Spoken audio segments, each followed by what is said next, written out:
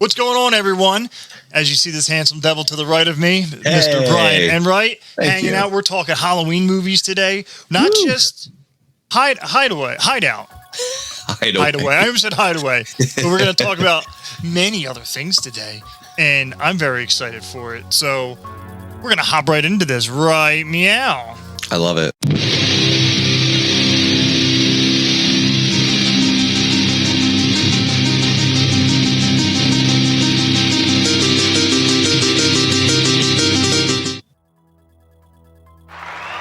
And we're here. We're here now. We're back. Dude, I'm so excited for you. Like, I you know, you always want to cheer for your friends, but, you know, just seeing what you're doing and you're moving pretty quickly. I know you've been doing this for some time, but it's like, now it's like, bam, bam, bam, bam, bam. And I see you getting gigs and I see you doing your thing.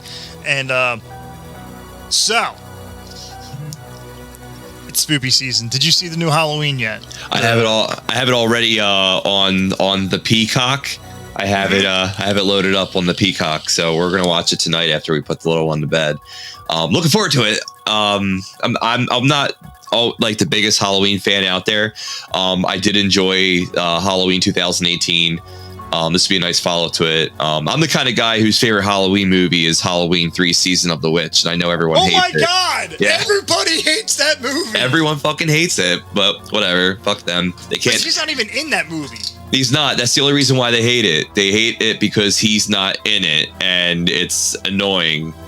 But, you know, it's got a cult following. People like it now, and my wife and I, we watch it every Halloween. So we're looking forward to that tradition again. Halloween 3, the best one of them all. And people are like, no, you're wrong, sir. You're wrong. How fucking dare you, Bryan Enright. Bryan Enright. John Carpenter's so pissed off at you now. You know, like Halloween 2. You know, it's funny. I saw him live, John Carpenter. My wife and I, he actually tours with his son. They perform like all their tracks from the movies, and he's got like a new album, like the Lost Themes, and he's promoting the Lost Themes album too. And he was performing at the PlayStation Center or PlayStation Theater in New York City. I don't know what it's called now, but we were there, and he put on one hell of a show. And his son and him actually got together to do the soundtrack for the new Halloween movies. Yeah. So they're pretty busy too. But yeah, I mean, if you want to get into like really spooky music that you don't hear in John Carpenter movies by John Carpenter, I would check out the Lost Themes. Should be on Spotify. That's pretty interesting. So out of your favorites, I gotta. What is your favorite movie in this genre of the horror genre? Oh, it's so I got a few, but my favorite's The Monster Squad, the 1986 Fred Dekker, Shane Black movie. 100%. It's my favorite horror movie all time. Kick him in the nards. He doesn't have any. Do it! Wolfman's got nards. Yeah, dude. I just love the little beagle just like trotting along. Like, I mean, I will add Ernest Scared Stupid into this. That's a fun one. That's a family one too. It's not like No, I love Ernest Scared Stupid. I remember that the whole like title part where it's like, you know, introducing everything, and I love this. I love the music that plays during it. The Ernest Scared Stupid theme. You don't hear enough of it. I liked when he kisses the ugly the ogre or whatever, and you see like the goo come off, and he's like, ew. Oh my God, I love that. I live for that. You know, like, did you ever see documentaries with him? Jim Varney? Jim Varney? Fucking hilarious. Raunchy as shit. Him and Robin Williams were like best friends in the 80s. That's a lot of blow. It's a lot of blow they did. That is a lot of uncut Colombian cocaine there. Pure. That's some sweet Colombian Bam Bam coming right at you. Yeah. And like, I forgot how good they were. And I really wish they would bring back more, like, if you're going to remake movies, remake in earnest. Like, John Cena looks like him now. He does. So you could do Ernest with muscles. Not to be confused with Santa with muscles. Ernest just shows up to school one day, all the kids like, why is he flexing? Hey, Vern, you know what I mean? Wait, they can't see him, right? You won't be able to see him the entire movie. He'll be invisible. Oh, man. And so right now, we had Halloween starting this off. Mm-hmm. And now this is I don't know what it's actually. It's from Nightmare on Elm Street. Now, do you remember the television show they had when we were kids? I'm talking. You're younger than me. Oh, what were they called? The Nightmares on Elm Street or something like that? It was the TV show. Yeah, Nightmare on Elm Street, the TV series. I remember I was like 4 years old. Yeah, and I was like, you shouldn't be watching that. There's just me. Yeah, they had. I think there was one good episode of that, and that was when I think Robert Englund reprised his role as Freddy Krueger, but he's alive and he's in court. So I remember seeing that episode. That was pretty good, but I didn't catch the rest. I heard they weren't that great, but I still would like to go back and check them out. I mean, it was the 80s. It was late 80s, early 90s. I mean, how good could it be for a TV show? They don't have what they had back then. I mean, oh yeah, no, the fact that they did it. I used to watch a TV show. I watched a few TV shows back then. I watched Friday the 13th, the series, which has nothing to do with Jason Voorhees, but it's still an excellent series about people who run a witch shop. Okay. And then there's also, I remember watching like the 90s, like the creature, or not creature, I was the Swamp Thing. Oh, yeah. Like that was great. Monsters. These movies today, I don't think are like, we got the psychological thrillers down now. Yeah, like, that's perfect. Slasher kind of went to shit. Like any of the what made the 80s horror movies so good was the bad acting, the lots of blood, and the props they used to actually kill people. They didn't use CGI and blood caplets. They that's had a fire hose filled with corn syrup and just. Well, it was funny because I was my wife and I were just watching Movies That Made Us. They just dropped a new season of it on Netflix, and they have they cover Halloween, Nightmare on Elm Street, Friday the 13th, and then they also cover Aliens, and then my favorite movie, one of my favorite movies of all time, RoboCop.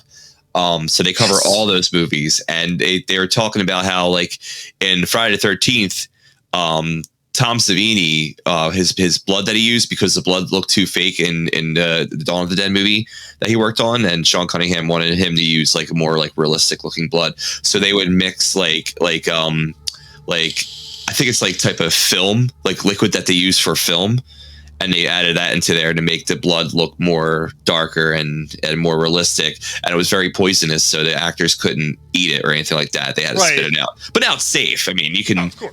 You can buy fake, realistic-looking blood out of Walmart, and then you can eat it. Now you can use like gelatin and red corn syrup and red food dye, and boom, you got Yeah, and then Hitchcock used chocolate syrup for Psycho. Right. It was black and white, right? Yeah, and everyone forgets Hitchcock nowadays. I feel Hitchcock is not. The one that people like, that's what I remember when people say, "Oh, you like horror movies? Oh, Alfred Hitchcock," and I'm like, "Yeah, The Birds was great. Psycho, like, they were great. I like the fact that they used to use a watermelon to make the sounds for stabbing. Yeah, they would use a watermelon. Like, they were very creative back then. Like, they didn't have sound clips where you just press a button and like, oh look, this man is walking. Oh no, he is going to the bathroom. They didn't have that back then. They had to figure out a way to soundstage it and shit. Movie magic, man. It still happens, but all those files are saved, so they can just pull out random file from like whenever and add it. Like, how many times do you hear the Wilhelm scream in a movie? Oh, the Wilhelm scream! I was just watching. Fuck, what movies was I just watching? Superman, the Man of Steel. Okay. And the one is General Zod's. The lady flies into the plane, and she throws the guy out, and you just hear that. Ah! I'm like, yes, the Wilhelm scream. I love it. You see it in every Star Wars movie, any Spielberg movie has it in it. At least once. Every movie has the Wilhelm scream in it, and at least once. And I think it's got to be a nod to something. Yeah. Oh, definitely. Well, there was I think there was this old Western that had it, and then I guess they didn't have, or Universal had the rights to it, and then they just have it there. I think it's always going to be like an Easter egg whenever you hear it. Now the whole world is in on the joke. So, but I think at the time it was like, the filmmakers and the executives were in on the joke. But I'm glad that we're all in on it now, because the joke's funny when everyone knows about it. Yeah, it doesn't matter. Inside jokes are cool, but when everyone just hears that scream and you see everyone just looking at each other like, because it just sounds out of place. Yeah, like just a random, like a guy's getting thrown out of a plane. Do you think he's really going to go? Ah! Hey, it could happen. There'd be all sorts of screams coming out if anyone gets thrown out of a plane. True. Yeah, no, it's I'm excited that spooky season is here. We downloaded Peacock today, and they have most of the Universal monster movies on there. They have Dracula, Bride of Frankenstein. They have Wolfman of London. They don't have the Wolfman. Do they have American Werewolf in London? Is that the one you're talking about? That they don't. They might have American Werewolf in London. But I didn't see that they had the Wolfman on there. Just Wolfman of London. And then they had a few other movies. So they had The Mummy on there and The Invisible Man, The Invisible Man's Revenge. I've never seen any of the sequels. I remember watching all the older black and white ones. And then when we went to Salem, we went to this horror museum in Salem, Massachusetts, and they had like all like the statues and like models of like all your famous monsters from like the dawn of time, and that was a pretty cool shop. I gotta remember the name of it. My wife probably knows the name of it. I'll just scream it across the room. But hey, babe!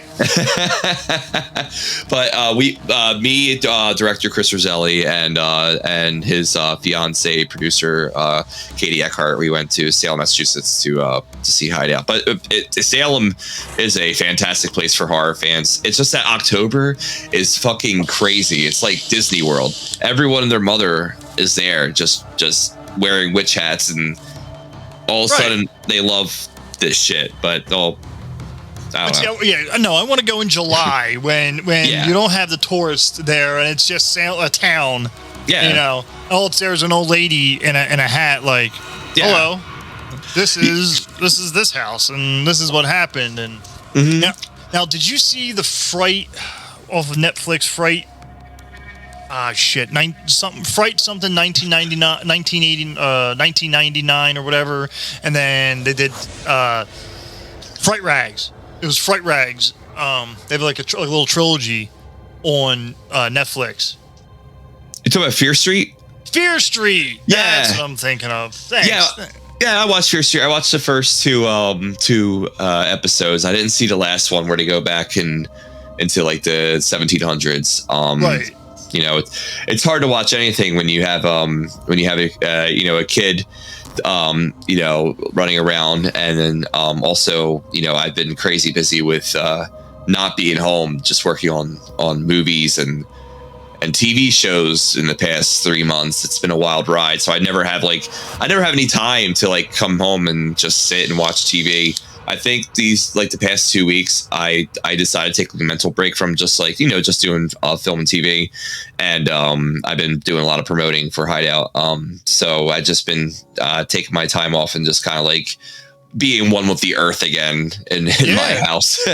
I mean, the last movie you worked on with Sir Adam Sandler fucked up my job and shut down half my city I'm working in. And like I'm sitting in corporate meetings like, hey, we need to shut this down because they're shooting a movie. And they're like, what? Why do we need to? I'm like, you literally shut off 12 fucking blocks of the city.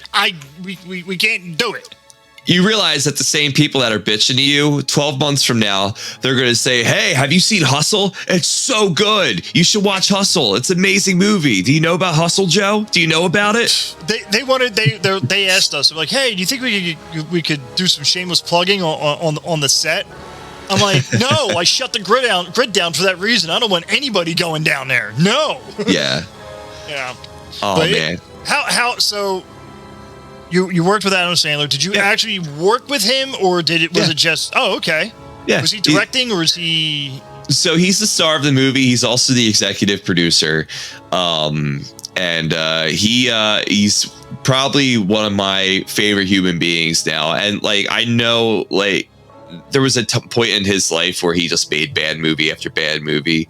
But when you watch these movies and then you meet him in person and you realize that Adam Sandler is exactly what you expect to meet from Adam Sandler, but more. He's a friendly guy. He talks to you. He talks to everybody. He's never in a bad mood. And every time he comes in, he's always playing music. And he has his dog with him.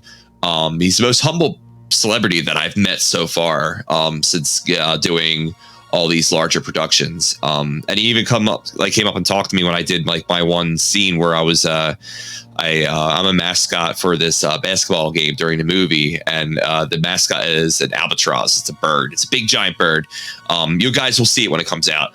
And I did my stunts and everything like that, and he came over to me like he beelined right towards me to tell me I did a great job while I was in full mascot. And then as he came up to me, I got down on my knees and did "We're not worthy," or "I'm not worthy, I'm not worthy, I suck." And then he started laughing, and then he's just like, "Dude, you're killing it out there." He's just like, "Great job." And I shook his hand and I said, "Thank you, I really do appreciate it." And then he was just like, "Keep up the good work." And I'm like, "You too." So what do you say to the guy who is a childhood staple? Yeah. That's where 90% of my humor comes from. Is stuff like that. Like, what do you say? Yeah, you keep up the good work there too. I mean, keep trucking along. You'll become a star. Yeah, no, he's fantastic, and now I'm gonna have to rewatch his movies, and especially the ones I didn't care for. The only exception I won't watch is Jack and Jill. I couldn't do it. I'm sorry, Adam. I'll watch any other movie. I'll even watch 8 Crazy Nights. Okay, no, I'm kidding. No, 8 Crazy Nights was actually good. I thought that one was pretty good. Yeah, that wasn't too bad. I really liked him. I thought that he came into his own with Uncut Gems, and the fact he did not get an award for that blows my mind. Right, blows my mind. Bullshit, dude. No, he was fantastic in that. He's got I think he's got like a 7-movie deal with Netflix. So Hustle is just one of the movies that he was just doing right now. But they basically pulled in everyone from the Philly area to be involved in this. Adam was so happy that he was just, in front of people with a group of his friends and, a group of, random strangers coming up. And he was just so happy to take pictures with everybody. I'm sorry that he shut half of Manioc down. We only lost several $1,000s of business. It's okay. It's all right. Yeah, it's all right. And anything for you, Adam. Yeah. But the cool thing was that we had like Popeye's chicken every night that we were shooting. So I mean, I don't know if I could do Popeye's anymore after doing Hustle, but yeah, Popeye's is like a treat for yourself. Like, I did a good job today. I'm gonna get me a chicken sandwich. Yeah, so the chicken sandwiches are great. But yeah, no, and if you love sports movies, anybody out there who loves sports movies, I think you're really gonna like Hustle. Not just because I'm in it, but also from what I've seen so far, I can't give anything away about the movie. But it is a basketball movie, and there's a lot of basketball playing, but there's Adam Sandler, so it's a pretty cool. What a shock! Adam Sandler's playing basketball. Oh no! Yeah. So he's the lead of the movie, and is Rob Schneider in this? Please tell me Rob Schneider's in this. I did not see Rob Schneider. No, I did not see him. So he didn't really have any of his friends that you usually see. Like Spade wasn't there. Snyder wasn't there. Oh, then it's gonna be a crap movie. Then I was kidding. Did he at least have the one guy with the weird from the Water Boy? Yeah, sit there and talk like this. So, fun fact, he's actually one of the producers of the movie, so he was there. Oh, nice. Yeah, he was walking around and everything, and he was making jokes with everybody too. It was a really cool crew to be around. Oh, that's awesome. Long days though; they were very long days. We worked weekends. It was a great time. Behind schedule too, like a year behind schedule. Yeah. Yeah, but Hustle, I gotta give credit to, because if it wasn't for Hustle, I wouldn't have been able to join SAG-AFTRA. So I'm always going to be humble to Adam Sandler and Jeremiah Zager, who is the director, and of course Netflix, who basically looked through a pile of headshots that was presented to them by the casting directors, Diane Heary and Jason Loftus, and said, "Yeah, we want that guy." So they picked me out and they had me quarantined in a hotel. This is right when films started coming back up during COVID, pre-vaccine. So they would put us in hotels for like so we could shoot a scene, and they had me in a hotel for 7 days. And then I got a text say, we need you for a couple weeks. I'm like, okay, sure. And that couple weeks ended up being a month. And then I had a week off where I worked on Mayor of Easttown, which was also shooting in Philadelphia. And then they brought me back on Hustle for another month because they had to reshoot the scene. So I was busy working at like 2 months during COVID, pre-vaccine. And then they brought me back for Hustle again. They had me in like several scenes, but my biggest part was the mascot. So I'm excited for all you guys to check that out. But now we're in spooky season, and there we go. We're gonna segue that back. I'm so proud of you. I knew you were gonna do that. We're now in spooky season, October, or I like to call it Rocktober. Hell yeah. Listen to Misfits this time of the year, where if I'm like you, I listen to you listen to Misfits every day, right? Every day. I mean, this time of year. But I mean, you got so many good bands in that aspect. You have the Necromantics, you have Calabrese, you have the Coffin Cats. Yeah. There's so many good bands. I mean, and the Misfits started all of it, obviously. So that's why, I'm a dumbass. I'm like, hey, look, there we go. Yay. They probably loved you for it. You kidding me? I mean, I pissed off Jerry Only, so I remember everyone pisses off Jerry Only. Well, I called him when we were playing up. I forget where we were. Some venue, and I sat there like, "Come on, you got to be louder than that. Let's wake up old man Jerry." And he's coming, and then when it's his time to come out, we're in the park. We're in the parking lot, cleaning the makeup off, and he's like, "Old man Jerry." I'm like, "Come on, man. I'm just trying to." They called us back at least after that. We put on a good show. And I mean, I had the makeup and the blood, and you were there. And this little kid comes up to me with a ticket, like his ticket stub, and he's sitting there shaking. I'm like, "Oh, relax, man." I'm like, "Come on, man. You don't want my autograph. You want someone else's autograph. We're just a bunch of drunk fucks from Jersey. We're normal people." And then Jerry Only comes walking by, and I'm like, "Dad's like, just people, huh?" I'm like, "Shut up, Dad." That's awesome. Yeah. Those were fun days, and I actually I started following Calabrese not too long ago. They're really fun. They're great guys too. Great horror rock band. Yeah, and that's what's awesome about the music and the genre is it's a subculture. Mm-hmm. People think it's goth people. No, it's not just big titty goth chicks, which is awesome. But it's quality. Like you hear the music because you get sick and tired of hearing "My Girlfriend Left Me" and "I'm Sad." Yeah. Or "Let's Get Crunk." I don't mind hearing "Night of the Living Dead" and "Brain Eaters" and then you go, "Oh, Brain Eaters." I'm gonna go watch the movie, The Abominable Dr. Fives. Let's go watch Abominable Dr. Fives. It some shit just spawns it from a movie and it's great to watch. Oh yeah, any type of musicians that like rock out the Halloween attire. Kiss was one of the first ones to start that, and they've been in several stuff. There's this one horror movie, well, kind of horror sci-fi thriller, where Gene Simmons plays the bad guy. The movie's called Runaway. You checked that one out? There was also the one with Dee Snider in it where he plays a fucking like he kidnaps these people. He looks crazy in it.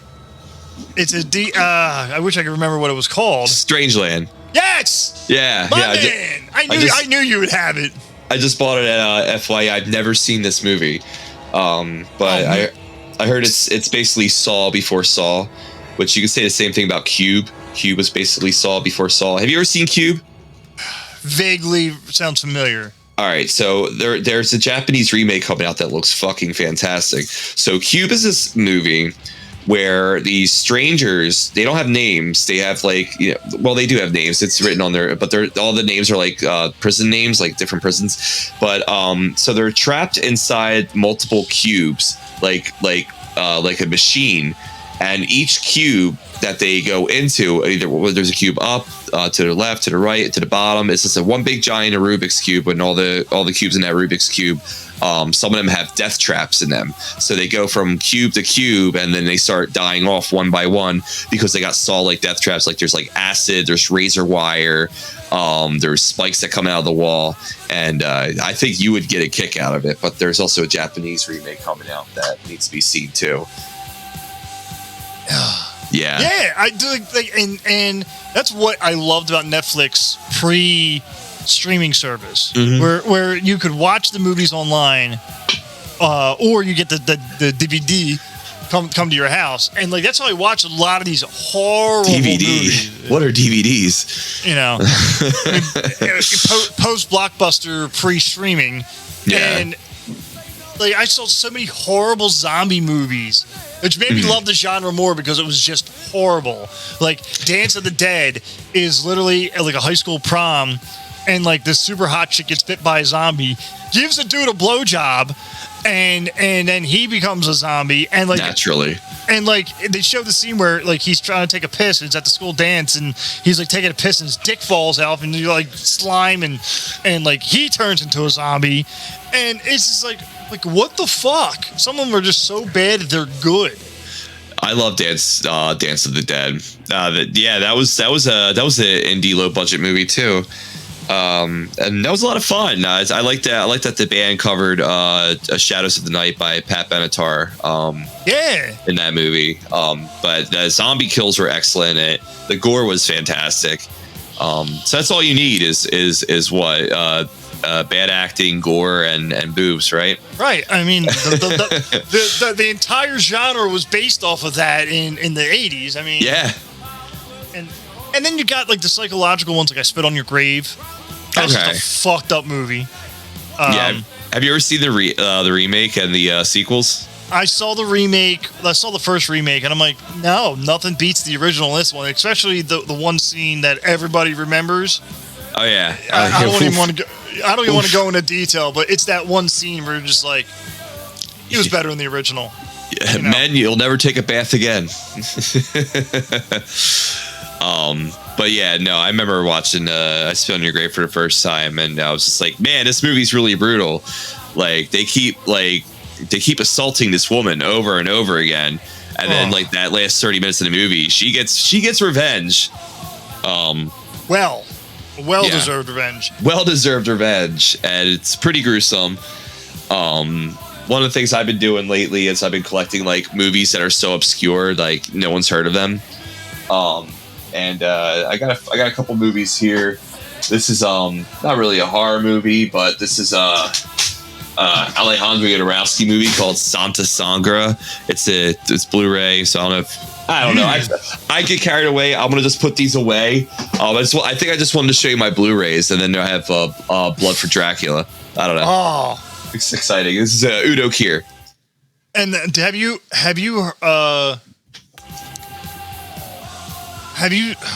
It just was off the top of my head. Oh, Nosferatu. You know, I'm sure you've seen the original vampire Nosferatu film, right? Yeah. Black and white. Yeah. I mean, even then, that movie actually creeps me out because like it was so low budget, but like just him creeping, like the whatever they use as makeup for him. I'm like, oh shit. Yeah, I love Nosferatu. You ever see the Werner Herzog Nosferatu? You know who Werner Herzog is, right? Yeah. Yeah. He made a Nosferatu. It was okay. But there's a really good Nosferatu movie, especially if you're watching this right now, everybody. It's called Shadows of the Vampire, and it's with Willem Dafoe. It's a fantastic fucking movie. You gotta check it out. Now, one of my favorite Dracula movies is Dracula Dead and Loving It with Leslie Nielsen. Yeah, I love that one. The Mel Brooks like horror spoofs. Son of Frankenstein. Dracula Dead and Loving It. We were just watching that the other day. I'm a doctor. I could fix that hump. You know what? I'm really excited for the shit that's coming out on the Sci-Fi Channel. Yo, they're doing enough right this year. They really are. So they have a remake of the Driller Killer Slumber Party Massacre. Have you ever seen the original Slumber Party Massacre? Yes, and actually, Driller Killer is a good song by the Necromantics. Yeah. So they just Sci-Fi just released a remake of Slumber Party Massacre, which I've heard great things about, and then they also just released the TV series Don Mancini's Chucky. Yeah. Yes. And then the guys they got the original voice back for Chucky. Yeah. The guy. Yeah. Everyone's back.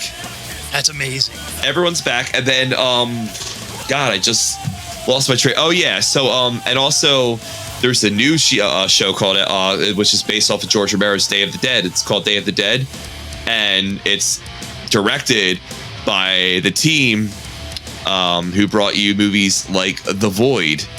Have you ever seen The Void? Yes. Yeah. So that the whole team from there is back doing Day of the Dead. So it's got that like you can tell it's shot in Canada because the whole team is Canadian. The buildings look different. I guess when booty. You gotta run with them zombies there, eh? Oh, sorry, knocked you down. Oh. Yeah. You gotta get out of here, eh? So I'm glad that the Sci-Fi Channel is bringing like those like series back that we grew up, knowing and love. I remember Sci-Fi Channel back in the 90s where they had all the horror movies, the obscure horror movies that you never heard of before. I remember watching Killer Clowns from Outer Space, and now they have the fucking costumes, the spirit of Halloween. Which I'm afraid of clowns because they're real. Everyone's like, oh, they're just people. Yeah, people are fucking crazy. Zombies are not real. Vampires technically aren't real. Yeah. Frankenstein will never show up my back fucking door. Pounding on my door. Barfy. But a crazy fucking clown? Yes, that's real. Yeah. D. Snyder finally snapping and like fucking putting you in a box? Plausible. It could be real. It could be real. Yeah, that's what happens when you tell him that Twisted Sister sucks. You just find yourself in a box. I remember meeting him, getting ready for a concert, and he, I'm like he's like sitting there doing push-ups and shit, and I'm like, what are you doing? And he's like, no one wants to see a fat fucking spandex, and I'm like, all right, fair enough. Probably one of the utmost, like, he looks exactly what he appears to be. Oh like, yeah. If you were to meet him, nice guy, but he's got that edge, and like 60 years old and still a rocker. Like, good job, man. Yeah, he had his own show on. He had his own FM show in Philly a few years back, didn't he? Yeah, he the hair metal something. Yeah, and it was good. It was really good. I liked hearing it. That's my favorite, man. Like hair metal and horror movies. Like if I have to revert back to one thing, it's always going to be hair metal horror movies. I remember growing up when I was a kid, and we had like records. So I know like I don't really care for Poison, but I remember listening to Rat. I remember listening to like Ozzy Osbourne back in the 80s, or his records from the 80s. Even though I'm a 90s kid, but then there like the TV we had like cable would always have the horror movies from the 80s. And I remember watching Return of the Living Dead, and I was like, this movie is so fucking punk rock, it's badass, and it's just stuck with you so many years. Oh yeah. Return of the Living Dead. Yeah. Because that's when the nuclear blast goes off. Dude, I remember buying that on a whim. I didn't know fucking clue what it was. I had the old hologram cards that on the video cover, and I'm like, ooh, let me get this. And I watched it, and I'm like, wow, this is interesting. So the first time I saw Return of the Living Dead was on TBS, and they were, because I wasn't allowed to watch like HBO if my mom wasn't around during the time. But they Brian, they have boobies on the screen. You can't watch that, Brian. They had boobies, and they had vagina prosthetics. But so like I'm watching this on TBS with my cousins, and I'm like, this movie's so awesome. But it had commercial breaks and everything, and that's what I had. That's what we had when we were kids. We had TV. We didn't buy. Yeah. No rewind, no pause. You missed it. You fucking missed it. Like we didn't even have the TV Guide channel when we were kids. That came out like towards the after like the mid 90s. Then they had the TV Guide channel. You're right. You had the TV Guide. You had to flip through the book, follow the schedule, and God forbid they changed the schedule on you. You're sitting there waiting for One Life to Live, and it turns out to be Golden Girls. You're like, what the fuck? The one time I will give credit to my mom was that I was younger, and I found out on HBO that the remake of Night of the Living Dead was going to play, but at 3:00 in the morning. So it wasn't a school night, and I told her, I'm like, I really want to watch this on HBO. And she's just like, all right. So she woke me up at 2:45 a.m. and was like, Night of the Living Dead's about to come on, the Tom Savini, George Romero remake. Oh. And I remember just like all the lights were out. She went to bed, but I sat down on the couch and all the lights were out, and I'm watching this movie by myself, like 8 years old. And I'm like, oh my God, this is so creepy and fucking scary. I love this shit. That's what I said when I was a kid. I love this shit. And, I love this shit, Mom. And she's like, yeah, no more horror movies for you there, Brian. Yeah. And of course, like both Night of the Living Dead movies are so unsettling. Like the original Night of the Living Dead, all the main cast die. And then in the remake Night of the Living Dead, Barbara's the only sole survivor. But that like the whole like burning the zombie bodies and like the credits rolling and everything, that stuck with me. Oh, yeah. Yeah. So I would just, you know, I was just obsessed with zombies and horror movies, and you know, being a kid and watching horror movies is the best experience, especially after dark. Like I always recommend to people, I recommend to people who often say horror movies don't scare me. I say to them, you should watch a horror movie after midnight with all the lights out in your house, and then come back to me and tell me horror movies aren't scary. They are scary. There's like I don't get scared easily. I get creeped out a little bit. Like, ooh, that's a little creepy. Yeah. VHS. Okay. That movie fucked me up. They just released a new one, VHS 94. Oh my God! Now I gotta go find it. Now I have to find it. Yeah, the whole team is back that brought the original VHS movie. They did. It's based in the 90s, so everything looks like it's shot on video. Right. In a widescreen format. I don't know, but yeah, they had a Sony Handycam. Yeah, they did. But I want to check that out. I think that's on Shudder now. Those who are into horror movies watching this, I recommend getting Shudder. It's $5 a month. You get it on Amazon Prime or if you have a Roku. It's got great horror movies in there, and it's got Creepshow. They brought back the Creepshow TV into a TV series. They're on season 3 now. So, have you ever seen like theatrical horror, like actually in a like a not a movie but theater? Yeah. Oh yeah. Like I remember going into the movie theater to see what was the Nightmare on Elm Street when I was a kid. I think it was what's the last one with Lisa Zane and Tom Arnold and Roseanne. And then also Alice Cooper's in it. Which one is that? That's the last one. Before New Nightmare. Oh shit. That's not Freddy's Dead, is it? Freddy's Dead, yeah. So I remember sneaking in the theater to see Freddy's Dead. Speaking of Alice Cooper, had to play him on. Alice Cooper is the man. Dude, and 70 years old and still fucking a rock star. Yeah. And this is funny. This is a scene from Wayne's World when they bow to him like we're not worthy. I just saw him in concert last week, 2 weeks ago. Oh shit! How was he? Dude, and that's what I'm saying, because like theater, he had a tour one year called Theater of 1,000 Deaths. Okay. And he died, like every song, there's a way that he died. And they have one scene that they still use of him on a guillotine.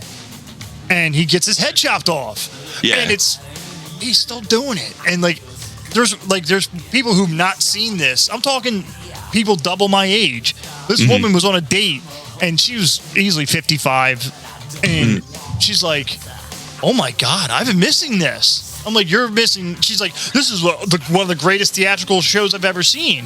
I'm going, he's past his prime. Yeah. Like, he's low budget now. Like, he's literally buying Spirit Halloween shit on stage. Whereas when he did Theater of 1,000 Deaths, dude, like decapitations and you know, being stabbed and the straitjacket. He just went through the whole spectrum of every horror movie, suspense, in a mental hospital, monsters, giant ass Frankenstein running on stage. Don't feed my Frankenstein. Yeah. My I think Hey Stupid will always be my favorite album. Great album, great song too. Yeah. And like all those songs like kind of resonate with horror fans.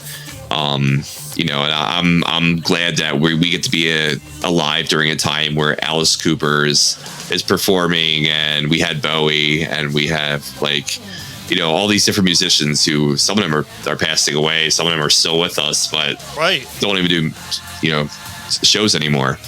Right. But I saw Edgar Winter. He was great live. He had one good song, but it was a good song. Yeah.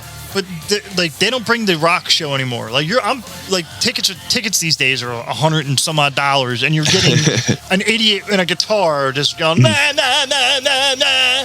Whereas this dude's sitting there, he's got a giant castle and the little candelabras going, and blood and sets and production, and these guys are out there just playing music that's why you go see them live. Everybody, if you like a musician and they perform live, you should pay to go see them live. Remember that? Yeah, go see them live. That's what I do now. If you've seen on our Facebook page, whenever I go to a concert, I live stream it. I'm live. I'm a shut-in, yes, but I would always. One of the things I'm really grateful that I got to witness was when I was younger. My friend and we won VIP tickets to go see Iron Maiden in concert, and they put on one fucking amazing show. Amazing. The bands that opened for Iron Maiden. Are you ready for this? I don't think you are, Joe. They opened up. The first band to headline was Motorhead. The second group right before Iron Maiden was Dio. Oh my God. Yep. And then it was Iron Maiden. So my ears were and they were ripe. They were in a happy place. I heard so many beautiful sounds that day, and the visuals were great. And Lemmy and Dio are just not here with us anymore. You can't get that kind of talent. No, you can't, and it sucks because it breaks my heart because there's no good music anymore. No, I know. And Dio he spent his entire career singing about wizards. And it was fucking badass. And people gave him the thing he was worshiping the devil. He's a starch Catholic, 4-foot midget Catholic, and he was given to protect you. So everyone thought he was giving you horns. This is the devil, protect you from the devil. Yeah. As he's while singing about wizards and rainbows. The rainbow in the dark, man. I was very upset when I heard him pass. Yeah. But it's life, and hopefully, I hope Slipknot, if Slipknot's still going to be around, they need to take that mantle and put on a good show. Zombie apparently puts on a show. Rob Zombie, I can't. Oh man, Rob Zombie shows are fantastic. That was my first concert I went to. Was when he was doing the Sinister Urge tour. This is right when the Sinister Urge dropped. And he played House of a Thousand Corpse with all of the original footage of the movie that he was trying to make. So he had all this footage that he was basically a sizzle reel he put together to offer it to the studio to say, hey, I want to make a movie. This is what I can do. Give me money and I'll make a good movie for you. And he showed the reel to the studio, and they gave him I think the first studio he showed it to was nah, we're not going to do this. This looks like shit. And then the second studio was all right, we'll give you money, but it was very low budget, and it was able to make enough money from that movie because they didn't think it was going to be successful that he bought the rights back to House of a Thousand Corpse, and that's how he finances all of his movies today. Because then he did Devil's Rejects, and after Devil's Rejects, he did what did he do after that? He did El Super Visto at one point, but I'm not counting that one. He did it's my favorite Rob Zombie movie. Everyone hates it. What's the one with the witches? Shit. I don't know, but I love that one. You know what? I've been talking I talk horror movies every fucking day. So I'm just I always get into this moment where I forget, what I'm talking about. And Lords of Salem. That's the name of the movie. Yeah, that movie is badass, and I don't care what his people wife say. was the main character in that too. Yeah, Like, she was good. Good. Yeah. The one weird scene when she finally goes into that apartment at the end of the hall. Yeah. It's like, whoa, okay, all right. Like, that one actually threw me for a loop. But like, I'm not a fan of his. I appreciate his work. I'm not a fan of it. Yeah. But no, that's fine. All right. And that's what I mean. Like this is what's great about horror, because everyone, when you say horror, 90% of people think of slasher. That's it. You know, Texas Chainsaw Massacre, Hellraiser, Friday the 13th, Freddy, Jason, Chucky, the Warlock. What other one? Children of the Corn. Yeah. Omen. Another great fucking movie. There's just too many to actually put out there of the classics. And then you've got like Slither, which is like a personal favorite of the Bastard Brigade. We love Slither. Monahan and I love that movie. It's so good. Some movies are just so bad they're good, and that's what I love about it. Because like you appreciate like the effort. Like, oh, it's good job though, good job, and it is what it is.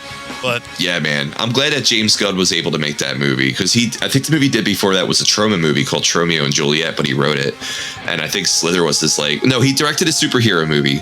Didn't get a lot of people to see it, but I mean, people eventually started watching it when Guardians came out. They were looking at his history, to see what movies he made. Was that Losers? Yeah, it was. I think it was Losers. Losers was a great movie. Chris Evans was fucking hilarious in that movie. Wait, was it Losers? I can find out right now, ladies and gentlemen. We're live, and I'm just an encyclopedia that's down right now. Google. We did our fantasy football live stream, and we had to Google real quick, so it's okay. So he did the specials. It's called The Specials. Oh, okay. And Thomas Hayden Church, Rob Lowe, they were in it, but I mean, it didn't. Not a lot of people saw it. And then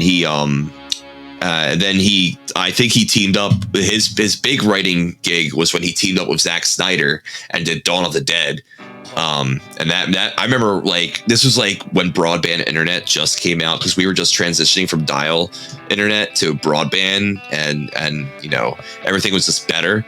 But we were at the end of dial up, and everyone was getting broadband. And I remember playing the Dawn of the Dead trailer. I found it on a website, and I had to let it buffer for a half hour to watch a 2-minute trailer.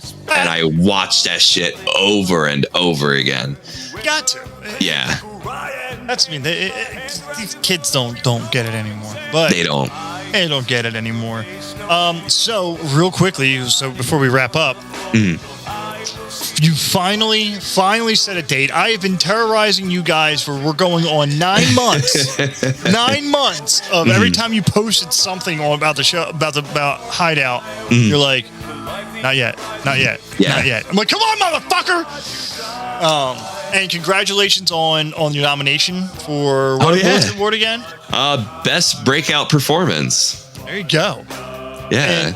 And so when will that answer come in of you being awesome? So the awards are going to be announced tomorrow. So are the Salem Horror Fest Awards. They'll be announced tomorrow as well. Hideout comes out November 9th on video on demand, Amazon, iTunes, I believe Vudu. They just haven't been announced yet, but so far iTunes has been announced, and I believe Amazon will be announced later. We still have a few different websites that are going to be promoting Hideout, I believe, this week, trying to get everything ready, because we had a lot of stuff drop this week. We had the new Halloween drop this week. We had the Resident Evil movie trailer drop this week. So everyone's excited for, the top tier horror films. And here's this indie horror film that I'm in, Shot in South Jersey. Fuck yeah. Yeah, South Jersey represent.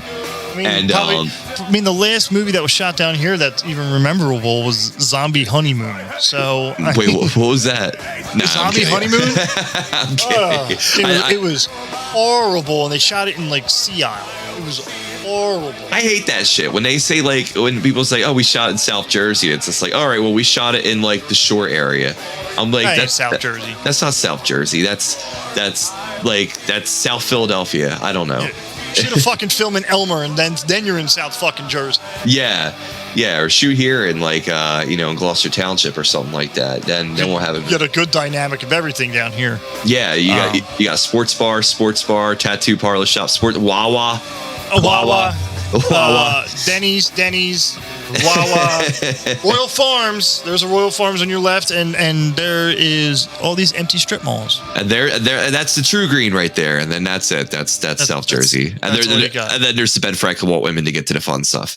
Yeah. So November 9th, you said? Mm-hmm. November 9th. I don't know how, but I wish we could do a streaming party, but we want you guys to make monies. So after maybe long time down the road, we'll have to do a streaming party, but I know the day it comes out, I'm excited. Monahan is excited. I'm gonna make the bald bastard actually watch the movie because he doesn't like movies. He doesn't understand the premise of sitting down and watching a movie.